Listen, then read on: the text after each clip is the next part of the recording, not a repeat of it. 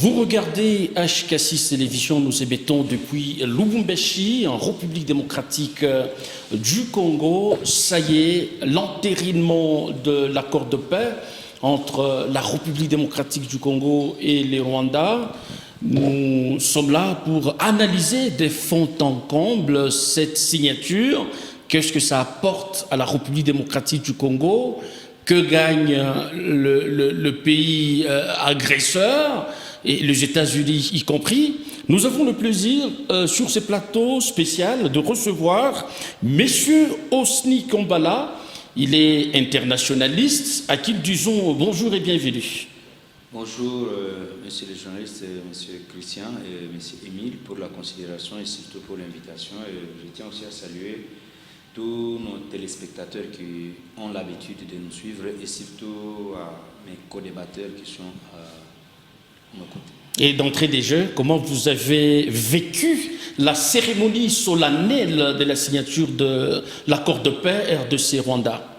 Merci beaucoup pour la question. D'emblée, il faut comprendre qu'en droit international public, il y a ce qu'on appelle les accords administratifs techniques et aussi politiques. Ce qui vient de se passer à New York, c'est un accord qui a une grande envergure sur le plan technique parce qu'il y a eu un travail qui a été fait par les techniciens des deux États, des trois États, Washington. Il y a eu aussi le Qatar et les autres pays. Donc, lorsque les États s'intéressent à la question de notre État, donc il y a de l'intérêt que les autres ont trouvé mieux de s'intéresser. Donc, c'est un problème d'intérêt. Mais néanmoins, il faut comprendre que l'accord de paix ne signifie pas nécessairement la paix. Ce qui importe, c'est l'application et le suivi de cet accord. Comme vous le savez, actuellement, il n'y a pas de relations diplomatiques entre Kinshasa et Kigali. Et du point de vue du droit international public, c'est dans un cadre informel parce que les négociations se sont déroulées hors les cadres à travers les médiateurs interposés des Nations Unies, de l'ONU, plutôt des États-Unis d'Amérique et du Qatar. Et parce que le Rwanda, il fallait maintenant revenir en arrière pour la réouverture de nos relations diplomatiques entre les deux États pour qu'il y ait quand même le respect mutuel. Mais néanmoins, même sans relation diplomatique, le droit international public prévoit un mécanisme par lequel des États ou trois États peuvent donner leur consentement pour signer des accords. Nous allons revenir à vous pour des questions beaucoup plus approfondies. Monsieur Alain Camille, vous êtes analyste politique. Dans quelle atmosphère avez-vous assisté, même à distance, à la signature de l'entérinement de l'accord de paix RDC-Rwanda? Merci, monsieur le journaliste. Bonjour à mes chers co-débatteurs. Bonjour à mes chers compatriotes que je porte à cœur. J'ai religieusement suivi de près l'entérinement de cet accord. J'étais personnellement dans une ambivalence des sentiments. J'avais une joie extrême et aussi une tristesse extrême. Ma joie se justifie par la ferme volonté qu'ont démontré les deux chefs d'État de conjuguer les efforts ensemble pour qu'une paix durable puisse régner cette fois-ci dans la partie orientale de notre chère nation. Et ma tristesse extrême, c'est celle de voir quand j'ai eu à penser qu'on parle en termes de millions de morts, plus de 12 millions de morts.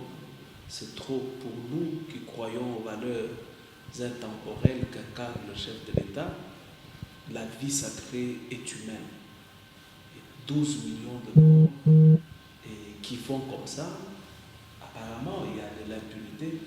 On en parle, on n'en fait pas cas dans cet accord. Et je veux vraiment que justice soit faite. Et je me dis que le chef de l'État, j'ai lu qu'il va devoir s'adresser à la nation dans un discours lors de son retour des États-Unis. Je me réserve en ce moment de plusieurs commentaires parce que c'est lui qui a représenté la nation. Nous aimerions le voir se tenir devant le peuple et nous dire le secret contenu dans cet accord. Donc il y a le secret. Bien sûr que oui, parce que tout n'est pas mis à notre portée, bien sûr. peut-être que tout ne sera mis à notre portée. Ce sont des grandes affaires d'État et qu'il a droit à la réserve en tant que chef de l'État. Les ingrédients majeurs de cet accord, le chef d'État va devoir nous expliquer. Et la grande question que je me pose est de savoir qu'adviendra-t-il si jamais, sur le terrain, cet accord n'est pas d'application. Merci. Ce sont là les grandes questions qui taraudent ma pensée, mais je me dis qu'on laisse le temps jouer amplement son rôle révélateur et son rôle de prophète. Mais sinon, nous félicitons le président américain, nous félicitons le président de la République pour sa diplomatie légendaire et agissante. Merci bien. J'ai vu même un opposant féliciter le président américain, mais je me suis dit, mais De qui s'agit-il? comment j'y arrive? Comment aimer l'eau et ne pas aimer le verre qui apporte cette eau? Nous devons quand même quitter cette... Vous parlez de quelle politique? Bon, je citerai son nom après. Ou c'est une imagination... Christian, c'est un journaliste très intelligent, un journaliste d'investigation. Non, mais c'est vous qui sortez ces propos. Et le peuple est déjà informé de ce Donc vous évitez de les... Au lieu de féliciter le président Félix, il va féliciter le président américain. Je dis, mais finalement, qui s'est battu pour que la paix revienne au Congo? Est-ce le président américain? Donc vous parlez déjà de la paix. Nous allons y revenir. Monsieur Dolphin Ilunga, vous êtes économiste. Et bonjour et bienvenue. Merci beaucoup, monsieur le journaliste.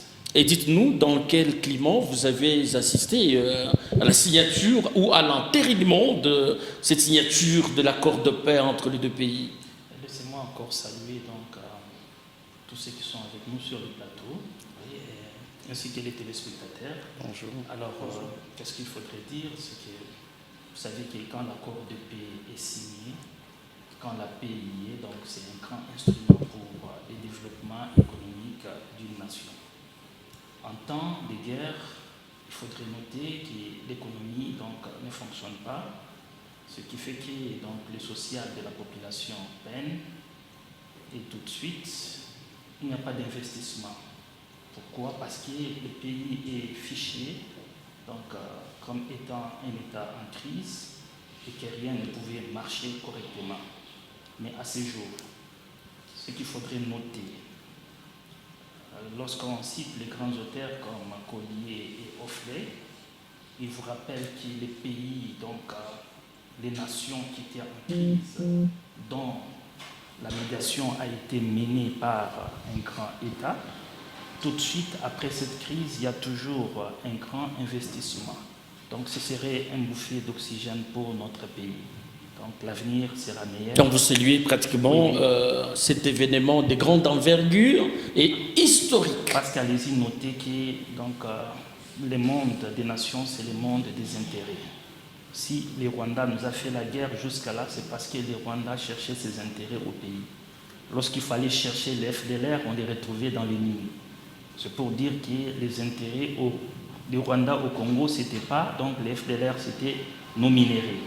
Et à ce jour, toutes les recherches démontrent que le Rwanda était donc le hub donc des transits de minéraux stratégiques, donc le niobium, le coltan, donc le tungstène.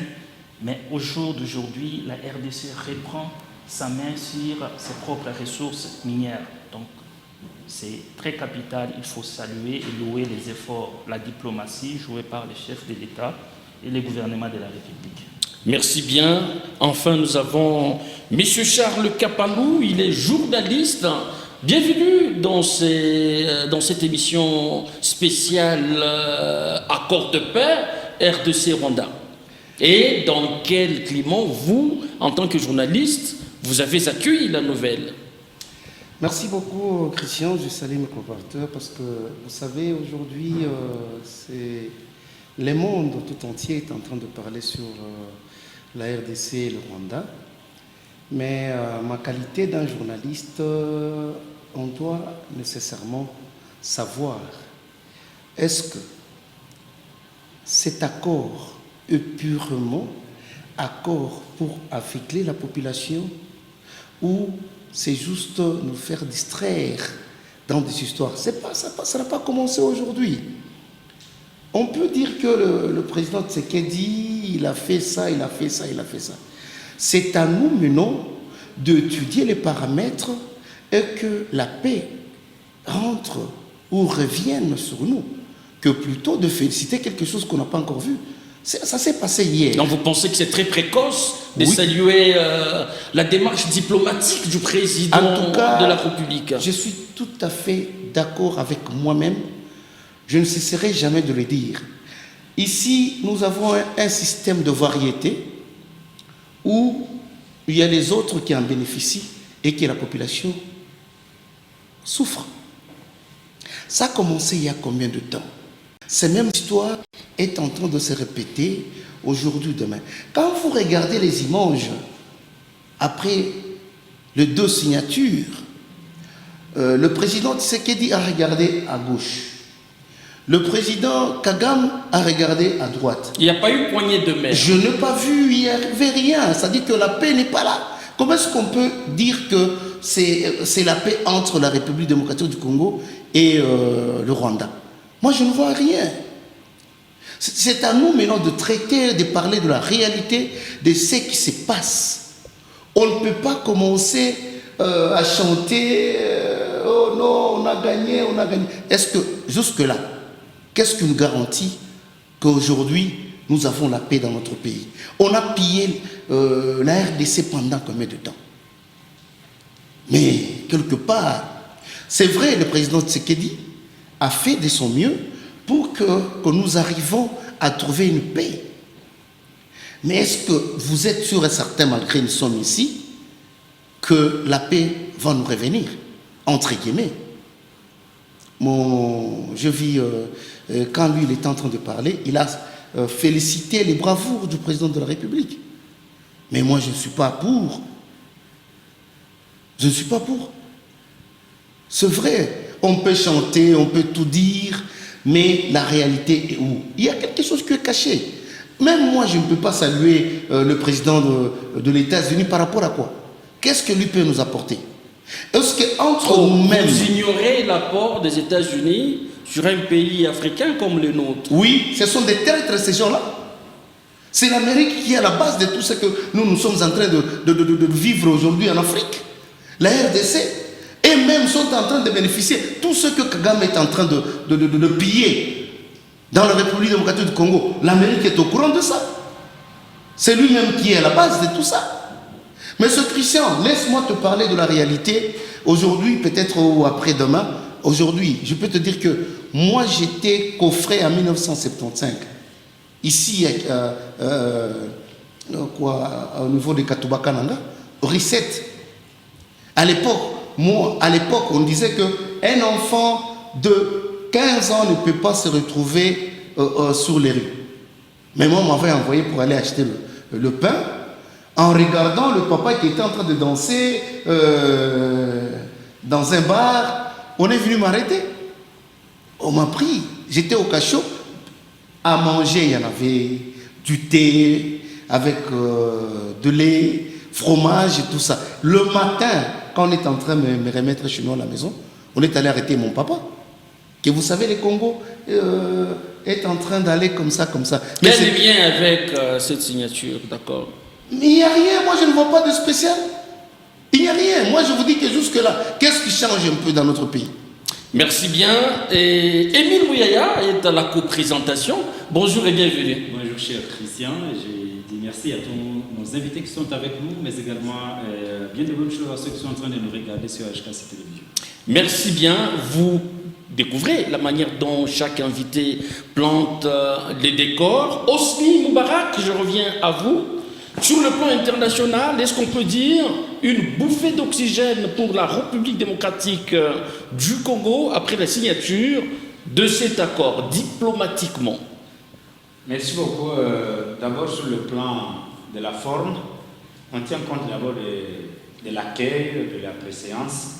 Normalement, c'est le pays hôte qui accueille et c'est lui qui devrait être normalement au milieu des deux présidents protagonistes, c'est le président des États-Unis d'Amérique. Mais qu'est-ce qui fait que Kagame soit placé au milieu des deux chefs d'État. Il y a ce qu'on appelle la préséance des prestiges, c'est-à-dire les protocoles variables. C'est-à-dire, Washington a accordé d'abord la préséance des prestiges à Kigali. Ça, c'est un fait. À mon humble avis, c'est pourquoi j'ai vu notre président de la République, Félix, être un peu frustré. Et puis, vous voyez même son visage. Du point de vue protocolaire, ça a un langage. Et vous avez vu qu'à la fin, Trump, voyant le visage froissé de notre président qui n'a pas voulu serrer la main à l'autre protagoniste, comprenez que Trump ne peut pas avoir beaucoup de temps pour négocier, ceci, cela. Non, il dit non, voilà, nous signons d'abord, le reste après. Cette paix actuellement, même si elle sera là demain ou le lendemain, c'est l'affaire de nous Congolais, pas l'affaire des États-Unis d'Amérique. C'est-à-dire l'accueil sur le plan forme, ça y est, à mon humble avis, pas à mon humble avis, du point de vue protocolaire, il y a eu un incident diplomatique auquel les Américains ont eu à corriger à la fin le fait de saluer Kagame assis, et plutôt Trump assis, Kagame, il a essayé un peu de recadrer les choses, mais au moins du point de vue protocolaire, Kagame ne devrait pas être au milieu. Cela a froissé la partie de notre pays, c'est-à-dire Kinshasa. Ça, c'est un deux sur le plan international. Lorsqu'il y a un accord de paix signé entre les deux chefs d'État, il revient à ceux deux de s'échanger les signataires pour dire, bon voilà, la paix, il y a même des accolades. Bien que tout ne se dit pas devant les grandes caméras du monde, il y a aussi des à côté. Ce qui peut se passer en dehors des caméras, on ne va pas vous le dire. Néanmoins, comme je viens de le répéter, l'accord de paix ne signifie pas nécessairement la paix. Ce qui importe, c'est le suivi. On doit être prudent parce que Kagame a parlé, Trump a parlé. Je vous ai dit qu'aucun État au monde ne peut pas s'intéresser à l'autre s'il ne trouve pas son intérêt. Il y a les intérêts du Qatar, ici dans le Grand Oriental, pour l'exploitation de l'or. Les Américains qui ont des actifs au Rwanda, avec les multinationales, il y a eu plusieurs enjeux qui ont fait à ce que le Kinshasa et Kigali puissent se mettre ensemble pour parler. Néanmoins, la seule démarche que le chef de l'État a eu à faire, c'est de ramener un président qui est d'abord, comme on appelle, un État policier de l'Occident. Donc le président de la République, Félix, n'a pas affaire au Rwanda, il a eu affaire aux États-Unis d'Amérique. Parce que le Rwanda, c'est un relais, c'est un État pivot central pour l'Afrique des Grands Lacs. C'est comme l'exemple du Qatar aussi dans le Moyen-Orient. Donc, cet accord, comme je l'ai dit avant, il fallait maintenant passer. Qui va faire le suivi de cet accord? Parce qu'en diplomatie, c'est des ambassadeurs qui vont faire le suivi de ces accords. Pour Trump, c'est la victoire. Il a tenté avec l'Ukraine, ça n'a pas marché parce que là-bas, il y a aussi un autre puissant qui est en train de modifier la géographie de l'Ukraine. Mais ici, il y a aussi l'Angola qui est intervenu, le Togo, il y a aussi les autres pays. Je vous dis que l'Afrique du Sud ne veut pas voir un Rwanda puissant contre une RDC qui est affaiblie. Mais aussi l'Afrique du Sud ne veut pas voir une RDC équilibrée. Donc, la plupart des pays qui entourent la RDC n'ont pas cette vocation-là de voir le Congo debout. Parce que le Congo, c'est un grand marché pour toute l'Afrique et le monde entier. Monsieur et les multinationales, les grandes parole. puissances ont plusieurs intérêts géostratégiques dans notre pays. Donc, pour moi, cet accord, nous devons être prudents et suivre parce que ça ne sera pas automatiquement, ils ont signé et sur le terrain, il y a la paix non plus. La paix va prendre du temps, il y aura un problème humanitaire, mais humanitaire, c'est-à-dire les réfugiés doivent retourner chacun dans son pays. Il y a le FDLR que Kagame disait qu'il constitue une menace pour sa sécurité intérieure. Et cette question, est-ce que a été vidée pour que les FDLR qui ont été identifiés puissent se retourner? C'est un problème qui va prendre du temps. Alors, vous gardez encore la parole, justement, que parce que vous venez là de dénoncer un peu, parler de ce qu'il y a eu comme incident diplomatique. Est-ce que dans la suite de l'affaire ou bien de cette procédure avec la signature de cet accord, est-ce que cet incident diplomatique pourrait influencer la cour normale de la chose? C'est la première question. Également, je pense qu'avec M. Alain Camille, il va y répondre à la même question. Comment vous avez interprété les deux discours de deux chefs de l'État? Je prends seulement deux phrases. le chef de l'État, Félix Tshisekedi, il a salué la procédure, mais il a dit que Kagame devrait, le Rwanda alors, devrait respecter la lettre et l'esprit de cet accord. Est-ce intentionnel ou bien il l'a dit avec décision?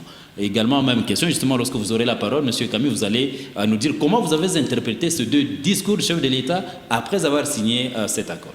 Merci beaucoup. Je m'en vais vous les répondre en deux phases. L'homme reste la dupe naïve des autres lorsqu'il n'a pas encore compris les allocutions, les gestes cachés derrière les discours politiques. Alors, quand un président de la République parle, il ne revient pas à X ou Y de dire que non, ce que le président avait parlé, voilà la réalité. Donc, il y a des langages codés, des langages diplomatiques.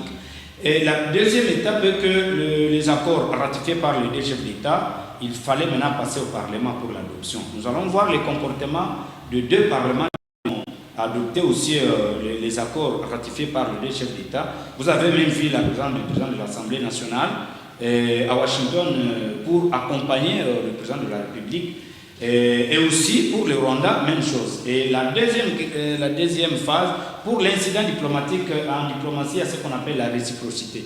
Nous comprenons ce qui s'est passé, et bien qu'il y ait l'hypocrisie de la diplomatie américaine pour réparer le dégât causé en accordant la puissance de prestige à Kagame, oui, tout geste compte et tout peut être réparé hors caméra, mais néanmoins l'accord est déjà là, ce qu'il fallait retenir sur le plan parlementaire. L'Assemblée va entériner et les choses vont avancer. Il revient maintenant aux deux parties, au mécanisme qui est mis en place de faire le suivi pour savoir qui va oser. Mais je vous dis qu'il y a aussi un principe important. La souveraineté d'un État est non négociable. Et il y a certains accords qui sont signés. Il y a des accords contraignants, non contraignants. Si un accord est signé sans le consentement totalement d'un État souverain, demain il peut le violer pour dire que non, cet article ou ce principe avait violé notre souveraineté nationale et je peux revenir. Donc la raison pour laquelle on vous dit que pour les États, les accords sont violés lorsque les intérêts vitaux de leur nation sont en danger. Alors, justement, M. Alain Camille, comment vous avez interprété ce discours de Paul Kagame qui a dit si déjà cet accord ne pourrait pas se tenir, ça ne sera pas le cas du président Donald Trump, mais par contre, ça sera la responsabilité de nous Africains. Est-ce aussi intentionnel? Kagame prépare-t-il déjà la non-tenue de cet accord? Je l'ai toujours dit que le chef de l'État a fait usage de trois leviers. Le levier diplomatique qui nous a pondu cet accord, le levier politique et le levier militaire. Et sur toutes les lignes, je ne le vois pas perdant jusqu'en ce net moment. Militairement parlant, nous avons jugulé l'avancée de M23. Sur le plan politique, il n'y a aucune crise politique en République démocratique du Congo en ce jour. Nous avons des institutions dûment et démocratiquement établies. Donc, personne ne peut en ce jour nous dire qu'il y a une crise politique. Mais si tel est le cas, pourquoi les dialogues ont sollicité des parts de gauche à droite? Ce dialogue est sollicité par une frange de l'opposition qui trouve dans son schéma mental que la souveraineté nationale n'appartient pas au peuple. Et pourtant, l'article 5 de notre Constitution confie cette souveraineté nationale au peuple. Et quand il s'agit des élections, ce peuple aliène cette souveraineté, soit au niveau des élus et au niveau du représentant de la nation. Alors, et là, vous pensez que, revenons à la question principale, est-ce que Kagame... Alors, par rapport à cette diplomatie et le dire de Paul Kagame, je crois bien qu'il faudrait d'abord connaître le contenu de cet accord, qui a 5 dispositions principales. Je l'ai dit, je crois, dans une émission ici. La première disposition parle du respect de l'intégrité territoriale de chaque nation.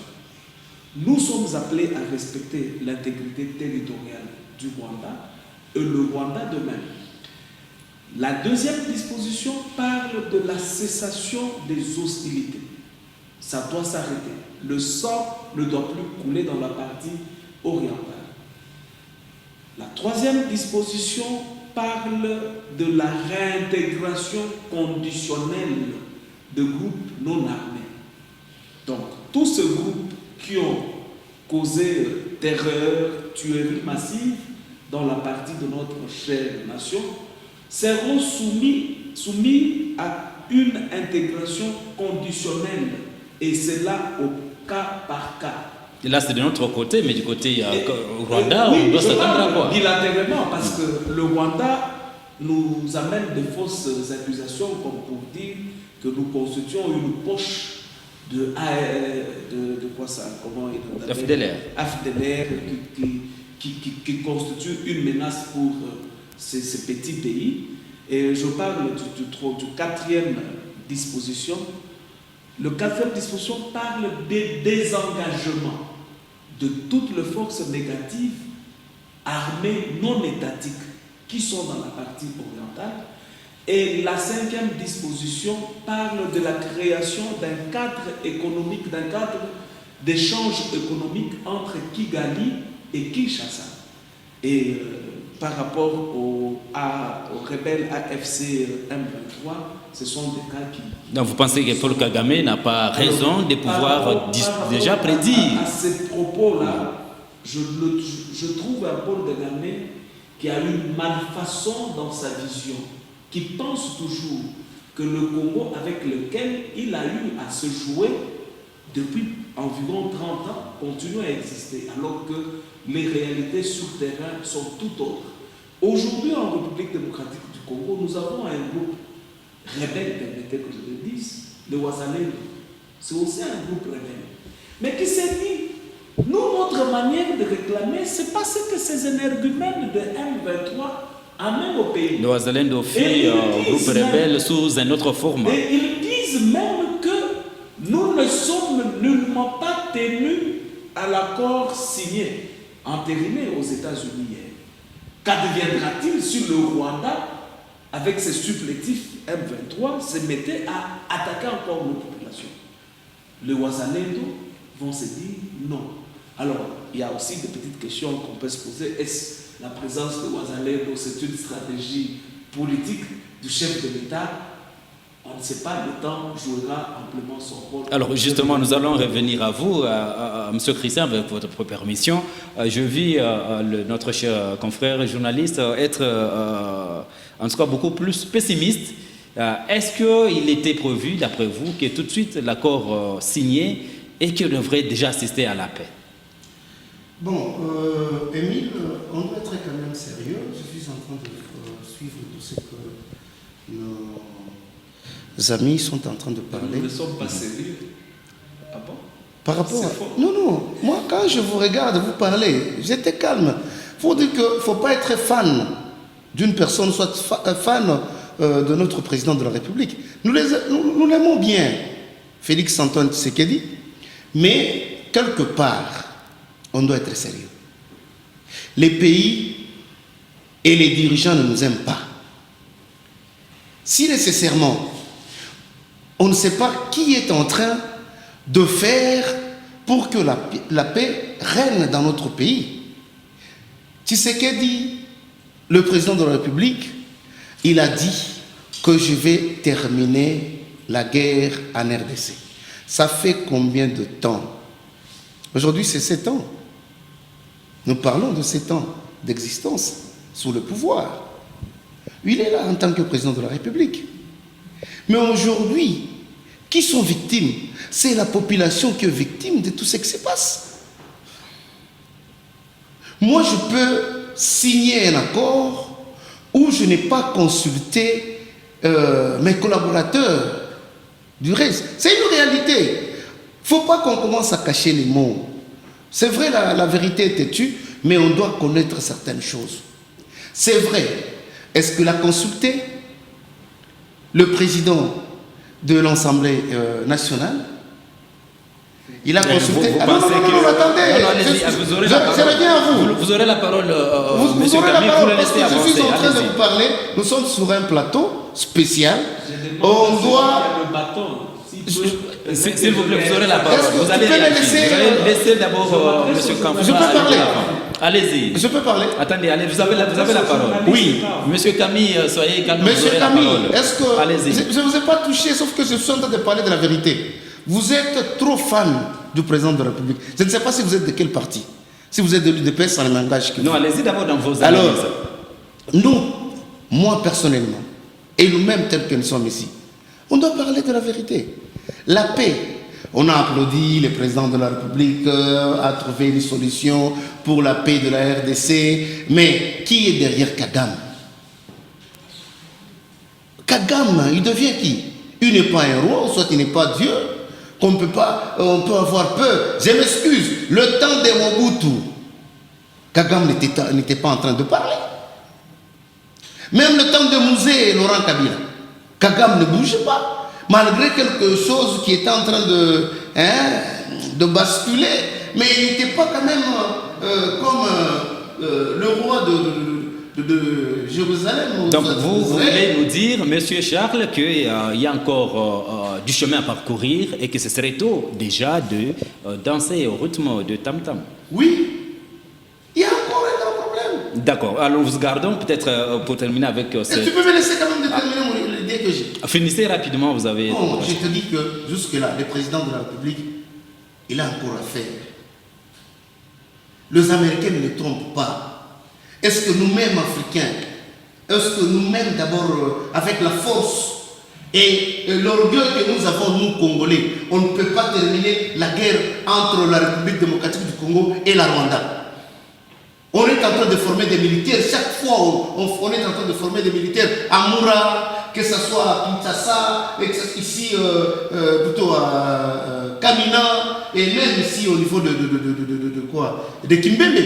Mais où sont partis tous ces gens-là? Mais s'il y a un désordre avec la population, on est en train de tuer la population pour rien. C'est là où il faut montrer maintenant la force du travail qui sont en train d'être formés comme de militaires. D'accord, nous allons revenir à vous. Monsieur Delphin, vous êtes ici justement en tant que spécialiste en économie. Nous avons suivi ce matin, il y a eu également la signature des autres accords, ceux dont on parlait, des deals. Le ministre Mukoko Samba de l'économie, le ministre national, a eu à saluer ce travail, mais il se pose un problème de la traçabilité, justement en ce qui concerne le minerai surtout, comme les États-Unis veulent bien être avec nous. Alors, d'après vous, quel serait un travail technique sur le plan économique qu'il faille faire justement pour que le pays puisse bénéficier de fond en comble ces accords tels que signés déjà aujourd'hui? Bon, je voudrais bien y aller, parler donc de l'économie, de cet accord qui a été signé, mais aussi du deal économique qui a été signé entre la RDC et les États-Unis. Alors, lorsque j'étais en train de parler tantôt, disant que ce ne sont que les intérêts qui lient donc les nations. Allez-y comprendre que tous les présidents aux États-Unis sont à l'écoute de l'économie. Et c'est l'économie qui manipule également la politique aux États-Unis. Ce qui fait que ce sont des multinationales qui rachetaient le minerai qui transitait normalement par le Rwanda. Pourquoi? Parce qu'il y avait cette insécurité, ces désordres donc, à l'est de notre pays. Et tout de suite, quand les chefs de l'État s'engagent, le même qui se dit, voilà, donc, parce qu'aux États-Unis, il y a une loi, donc l'inflation, n'est-ce pas, donc acte, qui stipule que les États-Unis doivent acheter les minéraux donc, venant des ressources, donc des sources sûres et transparentes. Ce qui fait que tous les minéraux qui venaient de l'Est de la RDC, c'était des minéraux décents, donc, qui étaient donc, introduits dans la chaîne de production américaine. Cela posait des problèmes sérieux donc, par rapport donc, au principe, à l'éthique même donc, des entreprises américaines. Et tout de suite, quand les choses se normalisent, donc il y a partage de la chaîne de valeur. Aujourd'hui, comme l'a souligné plusieurs d'entre nous, c'est que les Américains, les multinationales ont investi massivement au Rwanda. Donc, dans la transformation de ces minéraux, les traitements avant que ces minéraux soient expédiés vers les centres de production des appareils, parce que ce sont des minéraux stratégiques qui entrent dans la technologie, dans l'armement, ainsi de suite, mais aussi donc, ce sont les minéraux du futur, comme on l'a dit, les véhicules électriques. Mais au jour d'aujourd'hui, quand les États-Unis acceptent de venir investir donc, dans les minéraux à Manono, dans les lithium, donc vous avez les États-Unis qui viennent là-bas, c'est pour dire qu'ils ont besoin qu'il y ait la paix, que ces minéraux soient sécurisés. La sécurité fait appel à la certification, la traçabilité. Donc c'est pour dire que ces minéraux qui proviendront de la RDC seront des minéraux donc, certifiés, retracés, qui vont transiter donc, pas seulement au Congo, mais ça peut transiter par le Rwanda.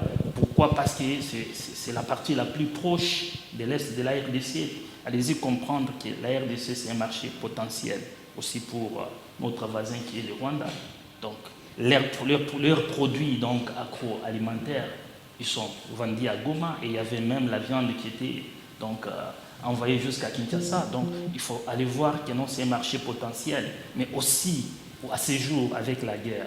C'est pour dire que ces minéraux ne pouvaient pas sortir facilement et en toute sécurité. Pourquoi? Parce que les Ouazelindo pouvaient couper la route à n'importe quel moment et les usines américaines, européennes ne pouvaient pas acquérir suffisamment de minéraux pour alimenter leurs usines. Cela posait des problèmes. Pourquoi? Parce que donc, la RDC a dit non à cela. Et pour moi, je me dis, je suis optimiste. L'économie s'impose sur la politique, donc du fait qu'il y aura des intérêts partagés, donc la paix ne sera que possible, pas par les armes, mais aujourd'hui par donc l'encre. Il faudrait les noter. Alors, est-ce qu'on peut dire que nous tendons vers une autre dimension de guerre, cette fois-là beaucoup plus économique? Après la signature de l'accord de paix, les Américains sont attendus à RDC pour leur investissement, alors que c'est connu de tous que les Chinois occupent la grande part, pratiquement, en occupant de sites miniers, des gisements. Comment cela va se passer? Bon, ce qu'il faudrait noter, c'est que la RDC, c'est un grand marché. Donc, nous avions la partie Est qui a des minéraux stratégiques tels que les nobium, tels que les coltans. Nous avions la partie Sud-Est où nous trouvons le cobalt, n'est-ce pas, qui est donc l'un des minéraux stratégiques. Donc, les nobium également dans les Tanganyika et dans les Olomami. Ce sont des minéraux hautement stratégiques pour l'industrie du futur, donc pour les véhicules électriques, pour les batteries donc, électriques. Alors, pour l'armement même. Donc, alors, quand vous regardez tout ça, c'est un package. Et pour avoir ces minéraux, les États-Unis, soit transités par le Rwanda, soit par la Chine. Ce qui fait que ces pays... Donc, il n'y aura pas chevauchement sur le terrain. Ces pays intégraient une valeur ajoutée pour leur nation et les États-Unis achetaient les mêmes minéraux à plus cher. Et aujourd'hui, que les États-Unis ont aujourd'hui signé officiellement pour entrer par la grande porte. Donc ça n'a rien à voir du bradage de minéraux. Et en soi, ce qu'il faudrait souligner, c'est que la Chine n'occupe pas tous les gisements miniers de la RDC. Ils occupent presque 60% du cobalt et du cuivre dans l'espace Grand Katanga. Il y a encore 40%.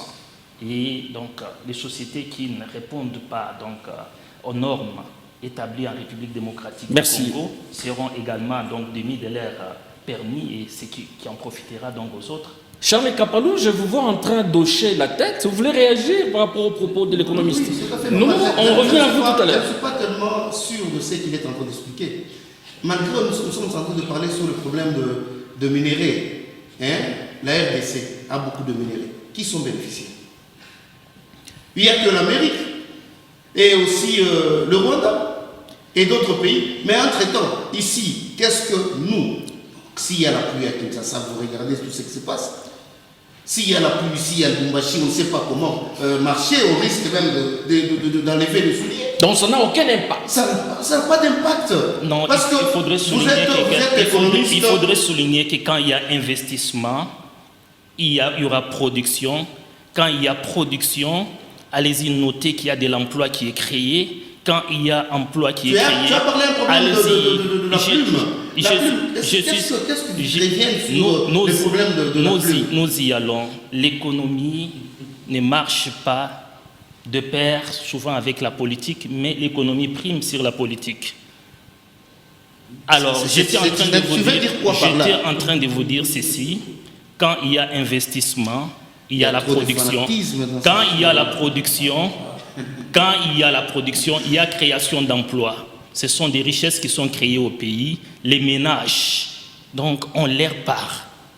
Aujourd'hui, on donne l'exemple simple. Nous avions des structures comme Kamoa, nous avions comme TFM. Ce sont des investissements qui emploient les Congolais. Et qui sont bénéficiaires dans qui tout ça. emploient les Congolais. Est-ce que vous et savez, les attendez. étrangers. Laissez-moi aller, Non, laissez-moi nous finir. sommes en train de parler. S'il vous plaît, Laissez-moi parce que- finir. Non, Ces non, entreprises, lui n'arrive même pas à c'est- arriver au niveau de Kamoa ou soit au niveau de TFM. Est-ce Donc- qu'ils sont payés comment? Quelles que soient les conditions. Parce que nous sommes allés voir le DG. Le DG nous avait dit que c'est vous-même les Congolais qui ne sont pas sérieux. Nous, on a dit, on va payer autant d'argent à chaque Congolais. On a dit, non, il ne faut pas donner cet argent.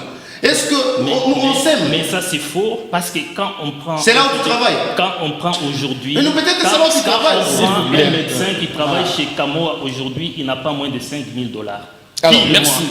Alors, Merci bien. S'il faut aujourd'hui... Un donc, directeur. s'il faut acquiser les entreprises qui payent encore mieux les Congolais à ce jour, ce serait un crime. Je peux quand même. avoir un document qui montre qu'on Bon, paye à un Congolais s'il vous 5 plaît, 000 $. c'est nous sur qui le sommes plateau, habilités à poser nous cette sommes question. sur le plateau. Merci. Donc, oui, nous Alors- sommes sur le plateau, on peut toujours vous produire. Merci bien. Alors, Alain Camille, vous qui croyez fermement à l'amélioration des conditions aussi sécuritaires, conditions de vie, avec l'avènement de cette signature de l'accord de paix entre la RDC et... c'est pas précoce, comme un peu l'a dit votre co-débatteur. Aussitôt signé, vous chantez à la victoire. Ne serait-ce pas idéal d'attendre et d'analyser minutieusement sur le terrain ce qui pourra se passer, rationnellement? Dans ma dévancière, à moins que mon co-débatteur était peut-être au Rwanda, s'il était sur ce plateau, j'ai dit qu'il faudrait laisser le temps jouer amplement son rôle révélateur. Nous attendons la venue du chef, nous attendons l'adresse du chef de l'État à la nation pour qu'il nous dise les contenus, parce que c'est lui qui a participé, c'est lui qui a apposé sa signature. J'étais très étonné. Je n'ai pas voulu, depuis l'entame, depuis le début de cette émission, réagir aux propos de notre ami journaliste. Je me disais qu'au nom de la liberté d'opinion, au nom de la liberté d'expression, il pouvait parler tout ce qu'il pouvait dire, mais quand je le vois être dans des contre-vérités, être même dans des questions qui ne pouvaient pas venir d'un journaliste, c'est là que je me suis dit que je dois quand même répondre. Comment un journaliste, apparemment il est connu dans la ville, apparemment vous l'invitez dans des émissions politiques, qui vous dit, Tshisekedi a consulté qui pour aller signer ces accords. Mais je m'aimerais ici donner cette belle leçon. Je ne suis pas fanatique, je soutiens des textes légaux. Je vous invite, avec toute humilité, à lire l'article 213 de notre Constitution.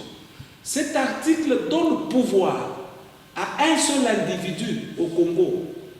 C'est le chef de l'État de négocier et de ratifier les accords et les traités internationaux. Là, c'est la loi mère à laquelle et vous et celui que vous soutenez en politique et moi devons tous nous incliner. Je ne suis pas fanatique, je parle avec des articles de la Constitution. Merci de bien vouloir, après ce débat, lire l'article 213, parce que je crois bien que les émissions organisées par HK6 ont à des moments un caractère pédagogique. Je crois bien que cette leçon t'arrive très bien.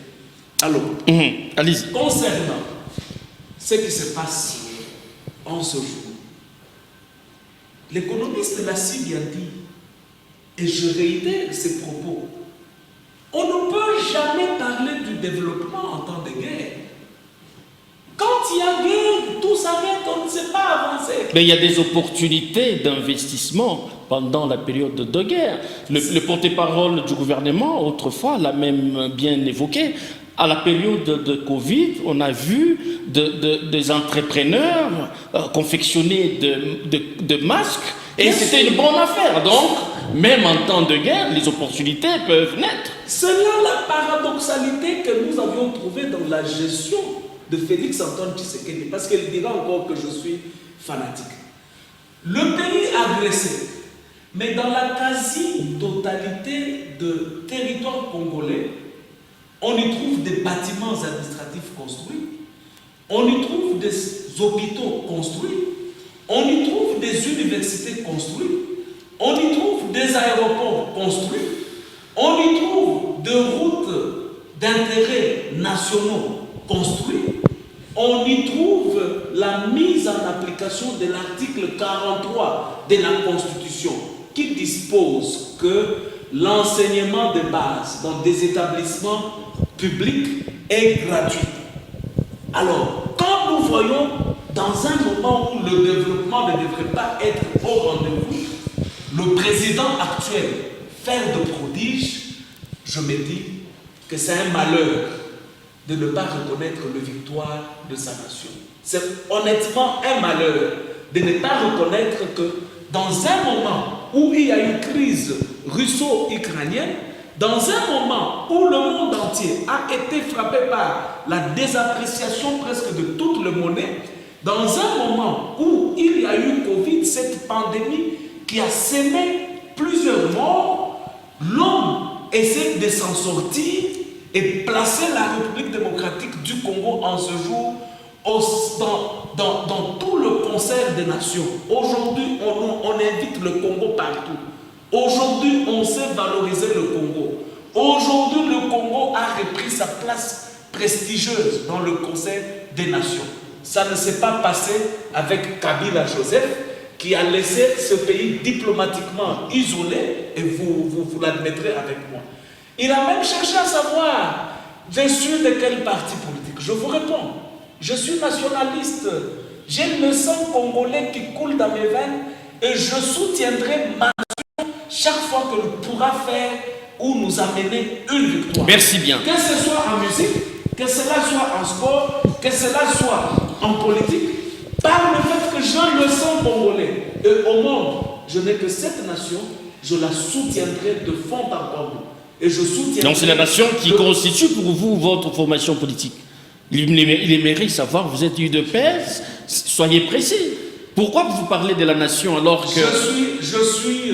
Je voudrais vous dire, Lumumba est parti. Palou continue à exister.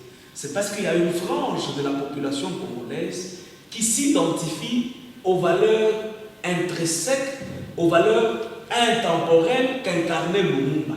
Moi, je m'identifie aux valeurs intemporelles et républicaines, nationalistes, qu'incarne l'actuel chef de l'État, Félix Antoine Tshisekedi, dans la formation politique du nom ADEFAT. Merci bien. Monsieur Osni, dites-nous, il y a eu, c'est connu de tous, il y a eu plusieurs accords qui ont été précédemment signés, mais qui n'ont pas connu de suite favorable sur le terrain. Quelle est cette fois-là la garantie de cet énième accord de paix signé entre la République démocratique du Congo et le Rwanda? Merci beaucoup pour la question. Avant de répondre à votre question, je m'en vais d'abord vous parler que la guerre est inévitable dans la vie d'une nation, d'un État. Donc c'est jusqu'à la mort.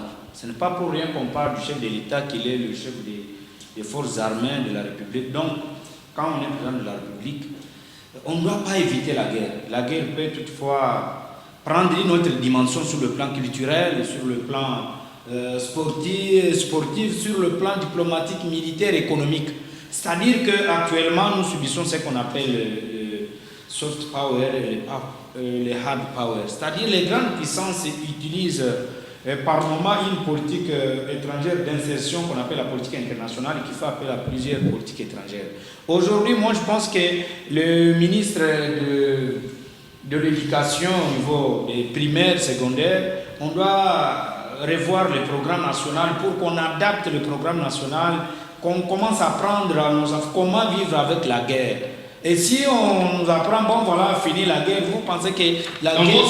Elle ne pas voir la guerre finir, parce que voilà, aucun État ne peut vivre comme si c'était au paradis. Je vous dis que la guerre est le prolongement de la politique étrangère d'un État au-delà de ses frontières nationales pour imposer à l'autre pays sa volonté de dire qu'attention, j'existe. Quand on vous dit qui veut la paix prépare la guerre.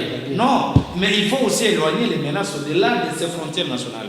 Pour dire que moi, je suis pour l'apprentissage de l'art de la guerre. C'est ça même la mission principale pour un chef d'État. Ce n'est pas pour la paix. La paix peut être conçue aujourd'hui, mais demain on trouve qu'elle peut être éphémère. Non, oui, une véritable guerre s'impose par la force. Si c'est par la diplomatie, il faut qu'il y ait quand même un mécanisme juridictionnel qui peut demain mettre un État devant les cours des tribunaux. Je vous donne l'exemple à l'époque des musées. L'Ouganda venait de payer. Pourquoi? C'est aussi un moyen pour résoudre un conflit entre les États. Sur le plan diplomatique, si ça échoue, on peut faire recours à la force armée. On peut aussi aller sur le plan juridictionnel. Mais si un accord est signé et qu'il n'y a pas de garde-fous qui peuvent sécuriser cet accord, demain le lendemain, quelqu'un peut vous dire que non, j'avais signé comme ça parce que j'étais sous menace. Qu'est-ce que vous allez dire? Donc pour moi, le fait de signer un accord ne signifie pas nécessairement la paix. Parce que la paix, c'est l'absence de la guerre. Et la guerre aussi, c'est l'absence de la paix. Mais pendant la guerre, il y a des États qui font des business, qui trouvent beaucoup. Aujourd'hui, l'économie de la Russie, ça a augmenté pendant la guerre. Au moment où donc c'est une bonne affaire pour des États qui s'imposent. Même pour les seigneurs de guerre, parce qu'actuellement le multinational finance les seigneurs de guerre. Là où il n'y a pas la guerre, même l'ONU. Pourquoi l'ONU existe? C'est parce qu'il y a eu la guerre, la Deuxième Guerre mondiale. Après la Deuxième Guerre mondiale, on dit bon voilà, il faut essayer un peu de créer une autre organisation universelle qui peut mettre fin à ça. Partout les États-Unis d'Amérique sont passés et n'ont jamais pacifié une région. Et ce qui se passe à l'est du pays, parce que le Congo est un enjeu majeur de la géopolitique mondiale. Toutes les grandes puissances ont un regard sur le Congo. Mais il revient à nous, élites de ce pays, de comprendre vraiment les vraies réalités de la géopolitique. Ce n'est pas un problème d'individu. C'est un problème d'une nation.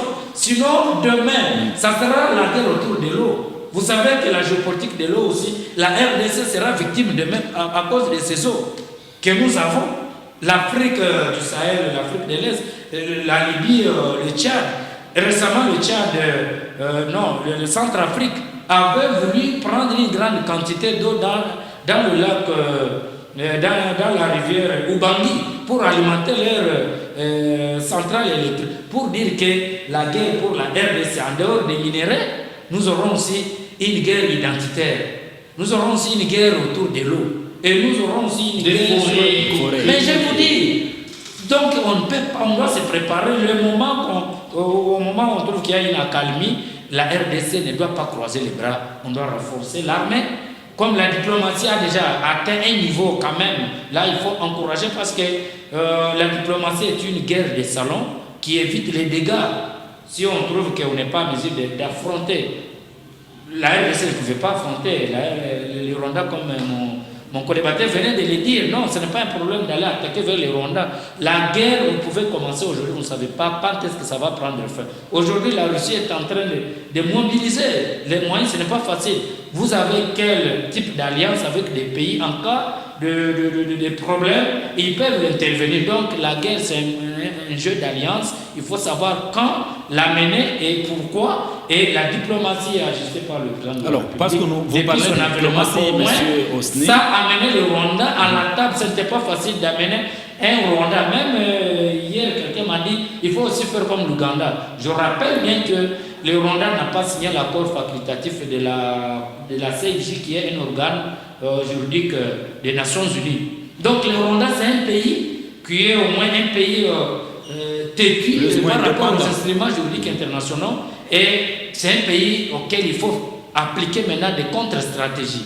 Il est compris par les grandes puissances. La victimisation fait partie d'un aspect aussi, d'un ingrédient qu'on a ajouté à la diplomatie rwandaise ou de la politique étrangère du Rwanda, pour dire qu'attention, vous les grandes puissances, vous m'aviez laissé seul mourir dans les génocides du Rwanda de 1994.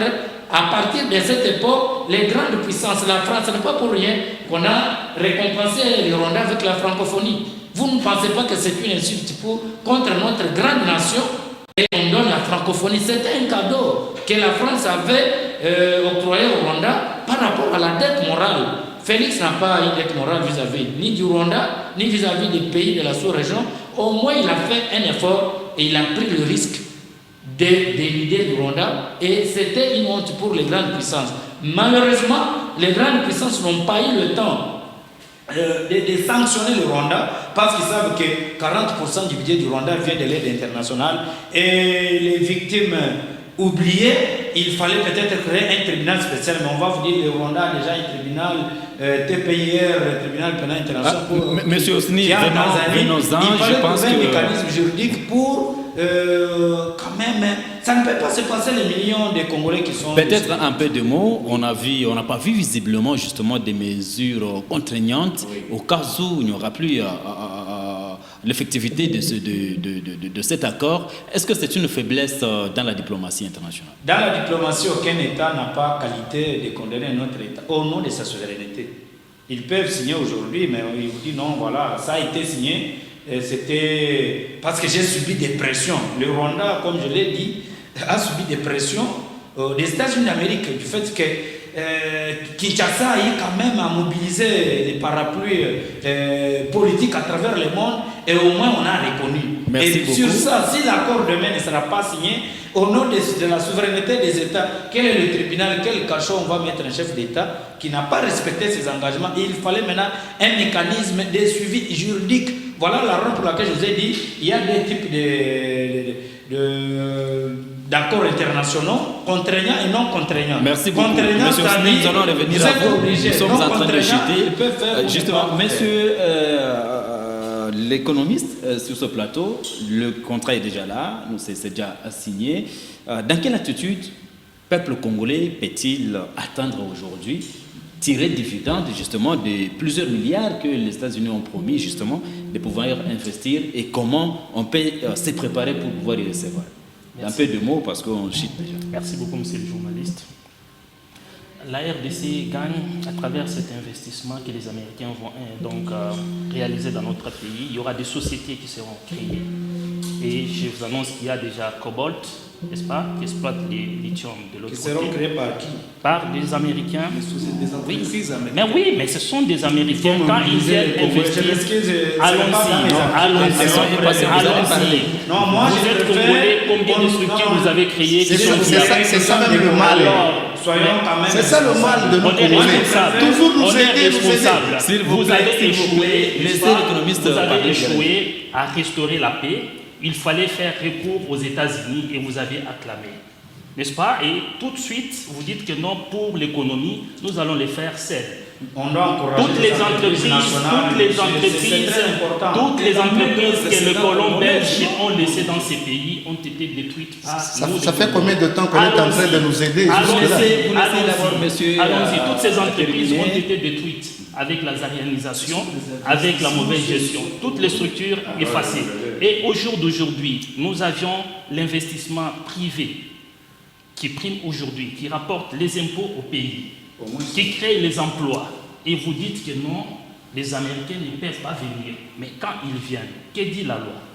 N'est-ce pas? Nous avions la loi qui veut que les Congolais se joignent à ceux qui viennent d'ailleurs pour investir et travailler de commun accord. Si aujourd'hui dire que la RDC doit vivre dans un vase commun, dans un vase clos, ce serait se tromper sur le plan économique. Nous avions besoin des investissements de tous. Quand ils seront là et que la paix reviendra, aujourd'hui, la RDC perd autant de millions au niveau de la douane, des Goma, des Bukavu. Donc tout ça, ce sont des pertes colossales. Mais en dehors de ça, il y a cette contrebande qui exploite. Pendant tous ces 30 ans, la RDC n'a jamais tiré gain des dividendes de ces minéraux qui sont exportés vers le Rwanda. Et tout de suite, si aujourd'hui la chose est normalisée parce qu'il y a une entreprise américaine qui a investi, qui paierait les impôts, qui va créer des emplois, alors je ne trouve pas en quoi cela est mauvais. Merci. Pour la République. Puisque nous sommes en train de chuter, Charles Kapalou, très bonne nouvelle, des fonds mobilisés par les États-Unis, finalement une très bonne démarche. L'économiste venait de vous dire. Et si il ne faut pas donc aller plus loin, si aujourd'hui les États-Unis, les Qatar refusent que la guerre traverse jusqu'au Rwanda, c'est parce qu'ils ont leur investissement. lorsque ces investissements seront chez nous, la sécurité y sera parce qu'ils vont chercher à protéger leurs intérêts. Vous avez déjà compris la raison pour laquelle toutes les menaces dans les grands Katanga sont étouffées. C'est parce qu'il y a des grands investissements dans l'espace Grand Katanga. Merci bien. Alors, Charles Kapalou, je disais, n'est-ce pas patriotique de reconnaître tous ces efforts, puisqu'il en va de l'intérêt de tous les Congolais? Reconnaître comment? Moi, je ne pense pas que tout ce que l'économiste ici est en train de parler, c'est juste sous ses intérêts. Parce que là où il est en train de tirer quelque chose, c'est scientifique, on ne le refuse pas. Mais moi, je vous dis que comment est-ce qu'un pays comme la RDC peut commencer toujours, depuis le début, toujours les investisseurs qui viennent nous donner. Et les minéraux que nous avons ici, on les vend où? Nous les vendons où? Et cet argent entre où? Mais c'est quelque part, on doit être sérieux. Avoir la volonté, ici nous-mêmes Congolais, nous n'avons pas la volonté. Si on avait la volonté aujourd'hui... La volonté de faire quoi? De nous-mêmes, cet argent-là, on peut commencer à construire nos usines nous-mêmes. Est-ce qu'il n'y a que les Américains qui peuvent venir, ou soit le Français, les Allemands, pour faire construire certaines choses? Non. Est-ce que... Attendez, je vais vous dire une chose. Ici, il n'y a pas des ingénieurs, il n'y a pas de constructeurs. Mais pourquoi nous avons des universités ici? Qu'est-ce qu'on fait avec ça? Nous étudions pour faire quoi? Juste pour garder les papiers et parler un bon français? C'est ça, être un Congolais? Ici sur le plateau, chacun est en train de se montrer comment il connaît défendre sa dimension professionnelle, comment il a étudié. C'est comme le cas de notre confrère, de notre ami est ici. Alain Camille, vous parlez de lui? Oui, il est là, je le dis en face. Et s'il savait ce qu'il était en train de parler, c'est parce que nous sommes sur un plateau. Si on était à côté là, j'allais même lui donner les coups. Pour que tu cesses de non, mais ça c'est trop dur. Ça c'est du n'importe quoi qu'il est en train de parler. Alors nous allons... Attendez-moi, je vais citer. Aujourd'hui, on ne peut pas accepter tout. On doit nier certaines choses pour ne pas encourager ce qu'il est en train de dire. Qui n'aime pas le président de la République? Nous l'aimons. On l'aime tous. Il a dit, on peut accepter les accords, la guerre, et où nous allons? Il y a les problèmes de l'eau. Cette eau-là, j'ai aimé ça, parce que ça commence de... Nous avons de rivières que les autres n'ont pas ça ici en Afrique. Nous avons de rivières, cette histoire a commencé depuis longtemps. Donc la résolution d'un conflit peut en créer d'autres. Oui. On peut terminer de l'autre côté, mais de l'autre côté on commence. C'est ce que nous devons nécessairement savoir. Est-ce que cet accord est vraiment l'accord professionnel de cœur ou quoi? Alors, nous allons chuter, nous allons accorder à chacun un mot. Monsieur, une question très ouverte et précise. Selon vous, à quand les retours de la paix après la signature de cet accord? Un mot. Merci beaucoup. Un seul mot, soyons réellement congolais. Ce pays nous a été légué par nos ancêtres et je crois qu'après l'indépendance, ils se sont entrepoignardés et il y a eu l'intervention extérieure et la paix va être installée dans nos esprits, dans la façon de voir les choses, pas de la manière dont les autres voient à notre place. Je pense que le port de Lobito qui est déjà ouvert, financé par les Américains, si on ne tire pas attention, merci. Nous-mêmes, nous n'allons pas nous retrouver dans cette bataille économique. Bien.